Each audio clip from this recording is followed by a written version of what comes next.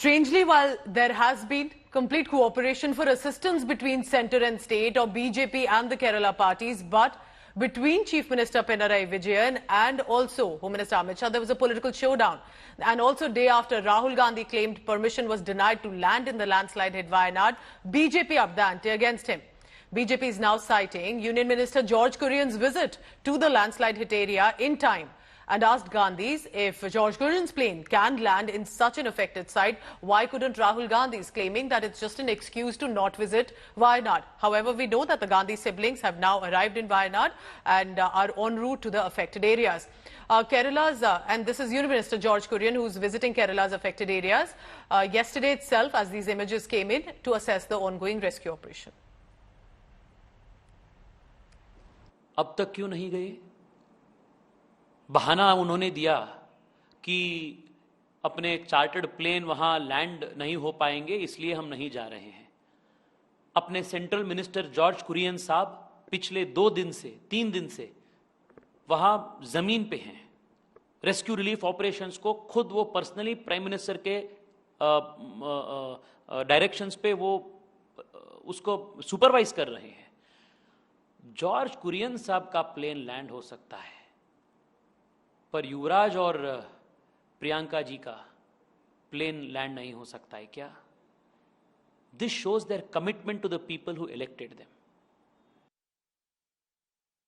And also war of words broke out between Home Minister Amit Shah and Kerala Chief Minister Pinarayi Vijayan. What happened? What did the Home Minister say? Let's listen in. मैं सदन के सामने स्पष्टता करना चाहता हूं। 23 जुलाई को केरल सरकार को अर्ली वार्निंग भारत सरकार की ओर से दी गई थी। 23 जुलाई को 7 दिन फिर 24 को गई, फिर 25 को गई, 26 तारीख को मान्यवर ये कहा गया कि 20 सेंटीमीटर से ज्यादा वर्षा होगी, भारी वर्षा होगी, लैंडस्लाइड होने की संभावना है, मड भी रस होकर आ सकता है और लोग इसके अंदर दबकर मर भी सकते हैं। मैं कुछ कहना नहीं चाहता था मान्यवर, मगर भारत सरकार की अर्ली वार्निंग सिस्टम पर सवाल किए गए, इसलिए मैं कहता हूं प्लीज लिसन अस, मत चिल्लाइए, प्लीज रीड इट। जो वार्निंग भेजा है उसको पढ़िए जरा। और इस देश में कई राज्य सरकारें ऐसी हैं जिन्होंने इस प्रकार की वार्निंग का उपयोग कर जीरो कैजुअलिटी डिजास्टर मैनेजमेंट किया। കേന്ദ്ര ആഭ്യന്തരമന്ത്രി ഇങ്ങനെയൊരു മുന്നറിയിപ്പ് നൽകിയിരുന്നു, എന്നിട്ട് കേരളം എന്താണ് ചെയ്തത് എന്നൊരു ചോദ്യമാണ് ചോദിച്ചിട്ടുള്ളത്. ദുരന്തമുണ്ടായ പ്രദേശങ്ങളിൽ ഓറഞ്ച് അലർട്ടാണ് ആ ഘട്ടത്തിൽ നിലനിന്നിരുന്നത്. അവിടെ 115നും 204 മില്ലിമീറ്ററിനും ഇടയിൽ മഴ പെയ്യും എന്നായിരുന്നു കേന്ദ്ര കാലാവസ്ഥാ കേന്ദ്രത്തിന്റെ മുന്നറിയിപ്പ്. ഇന്നലെ ഞാൻ അതിലൊരു ഭാഗം പറഞ്ഞതാണ്. എന്നാൽ എത്ര മഴയാ പെയ്തത്? ആദ്യത്തെ 24 മണിക്കൂറിനുള്ളിൽ 200 മില്ലിമീറ്റർ, അടുത്ത 24 മണിക്കൂറിനുള്ളിൽ 372 മില്ലിമീറ്റർ മഴ. പ്രത്യേകം ശ്രദ്ധിക്കേണ്ട കാര്യം, ഒരു തവണ പോലും ആ പ്രദേശത്ത് റെഡ് അലർട്ട് നൽകിയിട്ടുണ്ടായിരുന്നില്ല. അപകടം ഉണ്ടായതിനു ശേഷം രാവിലെ 6 മണിയോടുകൂടിയാണ് റെഡ് അലർട്ട് ഈ പ്രദേശത്ത് മുന്നറിയിപ്പായി നൽകുന്നത്.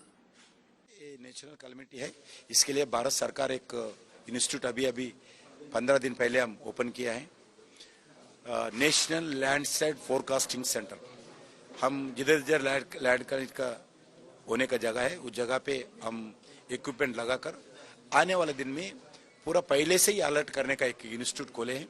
वो काम शुरुआत करेंगे, अभी आगे बढ़ रहे और आने वाले दिन में ये लैंडस्लाइड रोकने के लिए पूरा हम स्टेट गवर्नमेंट के साथ अभी भी मिलकर काम कर रहे हैं। This area has been considered, has been identified as an ecologically sensitive area.